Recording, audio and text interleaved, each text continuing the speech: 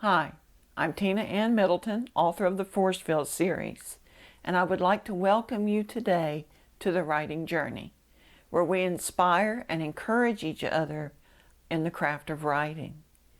Today we'll be talking about getting feedback and how to get the maximum benefit from it. We'll be right back.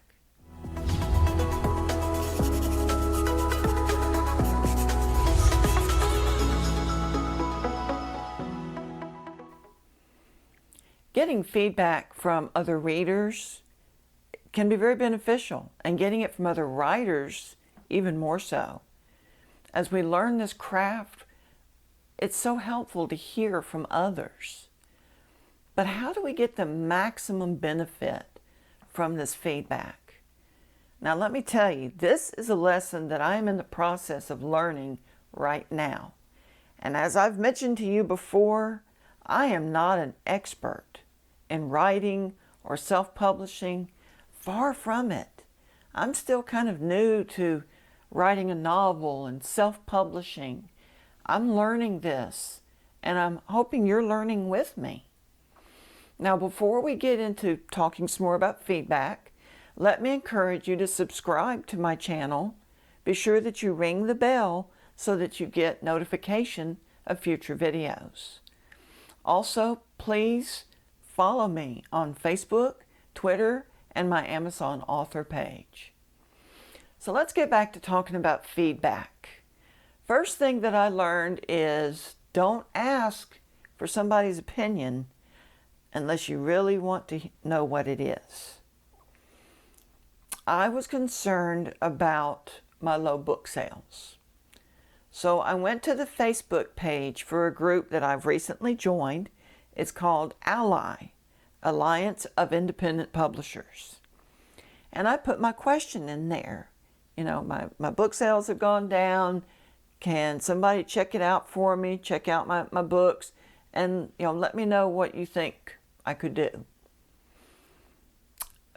Pretty quickly, actually, I got some responses. And most of them said that I needed to change the cover to better fit my genre, which is romantic suspense. They also said that I needed to change the back cover description. So I thought, okay, well, yeah, that makes sense. So my husband worked on the cover a little bit because he's the one that designed my covers. I worked on the description, and when we thought we had something really good, I sent that back to the people at ALLI to see what they had to say. Wow. Again, don't ask for an opinion unless you really want to hear it, because they told me and it was still negative. And wow, that kind of stung, actually. I worked so hard on it.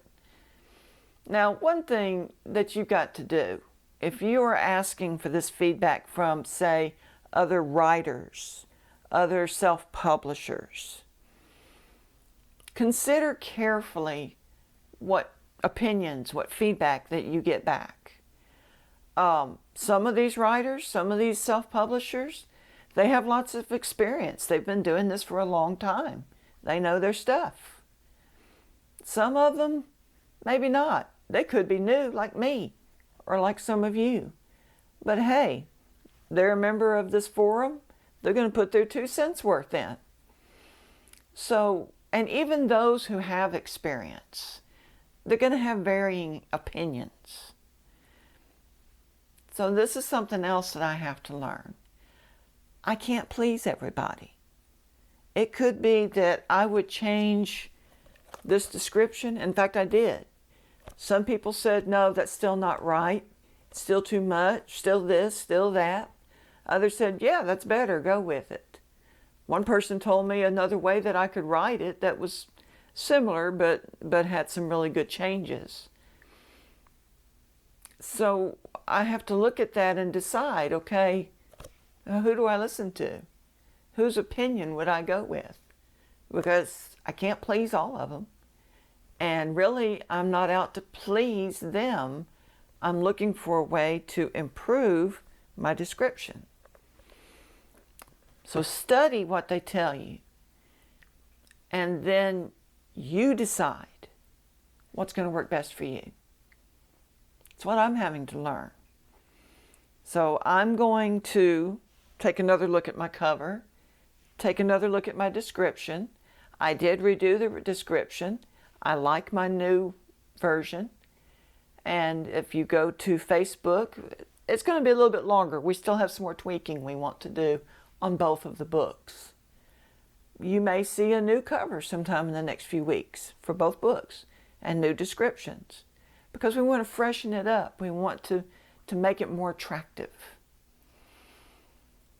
I will admit to you that my pride was hurt when I saw their responses. You know, I worked hard on that, and I thought that I'd done a good job. But you know what? You can't get your feelings hurt. If you're going to ask for that feedback, like I said, be sure you want to hear it. Because sometimes what they tell you might not be what you really wanted to hear.